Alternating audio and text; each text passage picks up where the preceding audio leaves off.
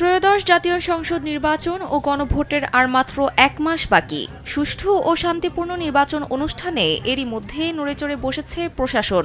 ভোটের দিনক্ষণ যতই ঘনিয়ে আসছে, আইনশৃঙ্খলা পরিস্থিতি ঠিক রাখতে ততই নতুন কৌশলে হাঁটছে আইনশৃঙ্খলা রক্ষাকারী বাহিনী। গ্রেপ্তার অভিযানেও আসছে পরিবর্তন। এখন থেকে ধরে ধরে শুধু ডেভিলদের গ্রেপ্তার নয়, আসন্ন নির্বাচনে বাধা বা প্রতিবন্ধকতা সৃষ্টি করবে বা করতে পারে এমন মনে হলেই সংশ্লিষ্ট ব্যক্তিদের গ্রেপ্তারের কৌশল নেওয়া হয়েছে।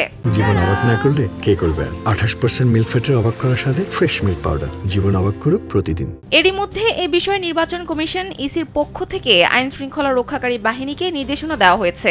ইসি ও আইন শৃঙ্খলা বাহিনী সূত্রে এ তথ্য মিলেছে।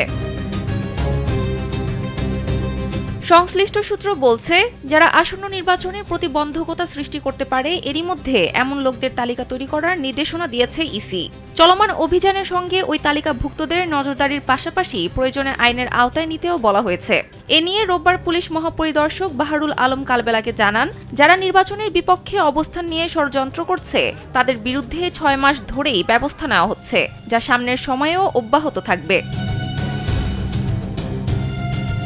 ইসি কমিশন ও আইন শৃঙ্খলা বাহিনী সূত্র জানায়, রোববার ইসির সম্মেলন কক্ষে স্বরাষ্ট্র মন্ত্রণালয়, সশস্ত্র বাহিনী, বিজিবি, পুলিশ সহ ১৬ বিভাগ ও সংস্থার ফোকাল পয়েন্ট বা প্রতিনিধিদের সমন্বয়ে আইন শৃঙ্খলা বিষয়ে এক বৈঠক হয়। ওই বৈঠকে নির্বাচনে বাধা সৃষ্টি করতে পারে এমন ব্যক্তিদের বিষয়ে আলোচনা হয়।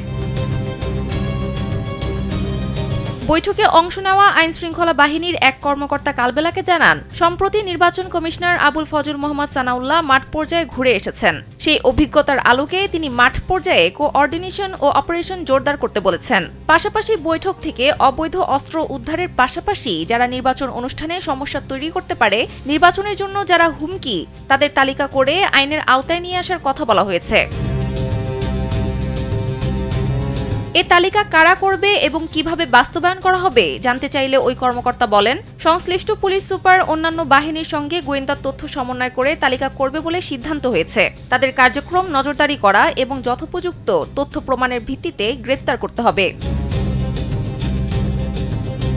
সানজিদা ইসলাম, কালবেলা।